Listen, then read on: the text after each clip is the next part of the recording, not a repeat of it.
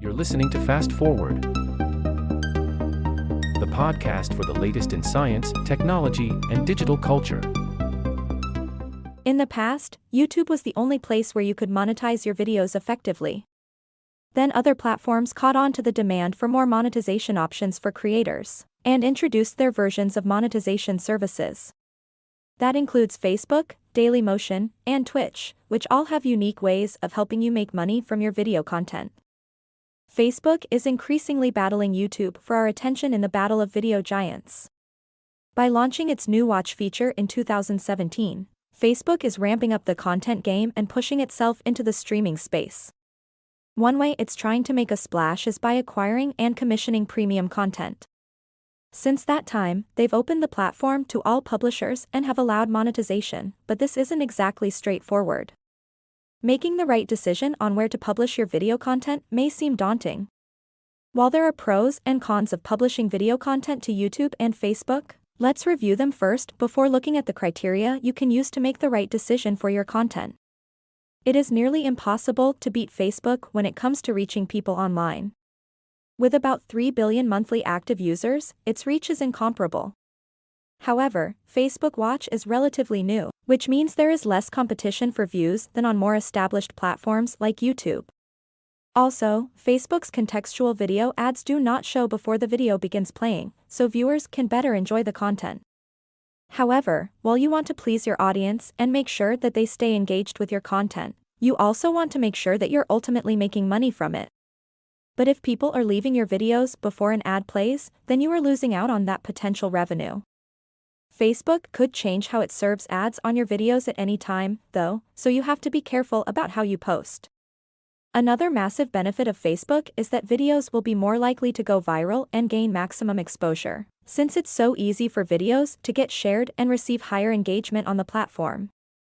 Also, people are more likely to watch a video if it's auto-played, which means your video can receive significant attention. There is a huge variety of ways to make money on Facebook with videos. You don't have to limit yourself to just ads on your videos, necessarily. Facebook has a tool to help brand collaborations called Brand Collabs Manager.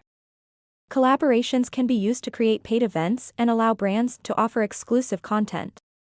A feature called Stars can also be used, which is like Twitch Bits. The audience can send you their money while watching your video, too.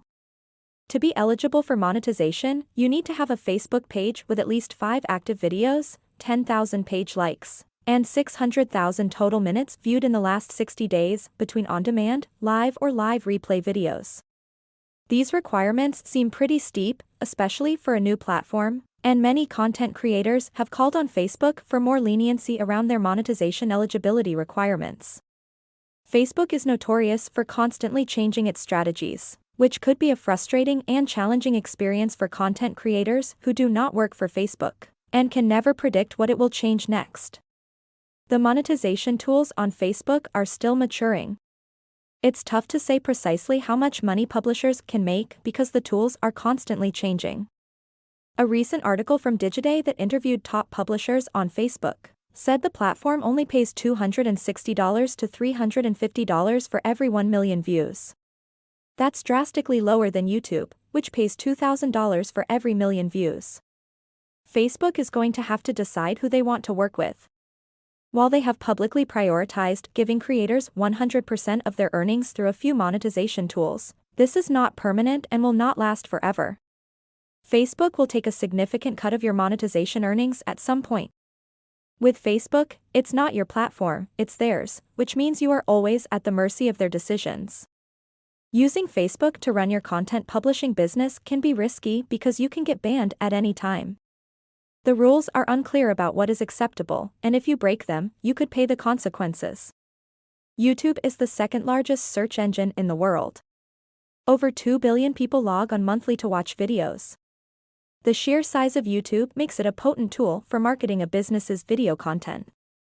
It's important to remember that these people are actively searching for videos, not just videos they happen upon by luck. The best part about YouTube is that it's compatible with the open web. YouTube videos are embedded in articles, promoted on social media, and linked in newsletters. And because Google owns YouTube, videos are indexed for search results, which provides even more exposure. YouTube has better video algorithms than any other social media platform. It's more experienced and mature than any of its counterparts, which means your videos will have a better chance of reaching their audience and being seen by those who will enjoy them. Also, there are no video length restrictions when it comes to ads on YouTube. YouTube has been a clear, unwavering supporter of creators. They have paid out more than $30 billion to content creators in just 3 years. In addition to this, they've been developing new features and making improvements to their existing monetization tools. These things have been making it easier for creators to make money and encouraging more content creation. Meeting YouTube's partner program requirements, which allow you to get started with monetization on their platform, presents no less of a challenge for new content creators. You can't just create a new channel and monetize it right away. To apply for YouTube partner status, you must have a minimum of 1,000 subscribers and 4,000 hours of watch time in your channel. Once you gain acceptance into the YouTube Partner Program, managing in-content ad placements are relatively straightforward and built directly into the video publishing workflow. Certain newer monetization features like channel memberships can leave much to be desired in terms of user experience, and how creators can leverage them to make more money. Still, those are things YouTube is actively working to improve. When it comes to video ads that play before or during your videos, you're missing out on earnings if viewers skip them, which can be frustrating because skipped ads don't provide revenue. Ultimately, like Facebook, you are not the owner of the YouTube platform, and they can demonetize or deplatform you at any time. They can also change their policies anytime they want, and if you break them, you will be deplatformed. So should you be monetizing on YouTube and Facebook at the same time? Yes. But that's not all.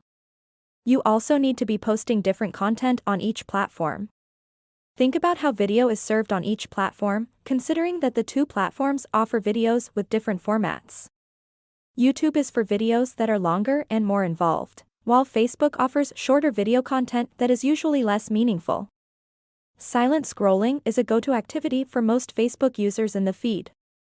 In order to be successful, videos on Facebook have to grab your attention fast and generally without audio. YouTube, meanwhile, is a destination for intentional viewing, which means that videos can take a little more time to grab your attention and engage you as a viewer, allowing for a better storytelling experience. Understanding your audience can go a long way to helping you reach them where they are. But if you don't have an existing audience, it's a different story. You can decide who you want to reach: Facebook followers or Instagram viewers, where you want to reach them, Instagram stories or YouTube, and how you're going to do it, vertical TikTok videos. But there are many different ways to use video marketing. For example, Facebook videos can be many sizes, but square often works best. And YouTube is your standard horizontal video. Publishers and content creators must learn as much about a wide range of platforms in the current media landscape and work as hard as possible to dominate them. If you've successfully achieved monetization or are on the route to reaching this milestone, you're already doing something right. If you enjoyed listening to this podcast, please don't forget to subscribe to our channel.